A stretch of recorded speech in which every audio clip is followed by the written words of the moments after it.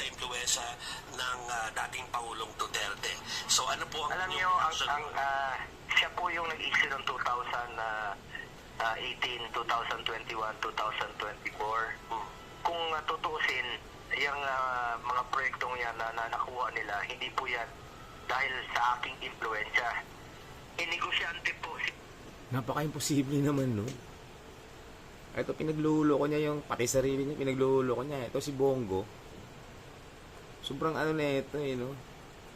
Putik na yan, yung kapitan nga, Di ba? Kapitan lang yun. Magkano lang yun? Ayuda lang yun. Oh, ayan, bilyon-bilyon yan, Tapos sasabihin mo, wala ka impluwensya. Napakaano mo naman. Nako. Malapit ka na rin.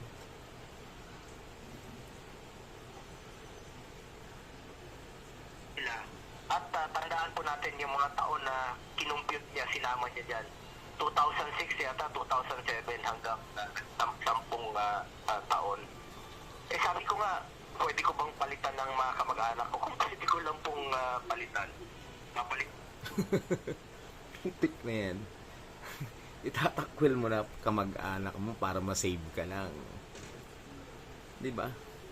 Tatay mo yung kontraktor, half brother mo, tapos ikaw senador, yung tatay mo presidente, amo mo pala. Tapos sasabihin mo sa amin, wala kang kinalaman dahil nakakuha sila ng bilyong kontrata. Oh, come on, Bongo.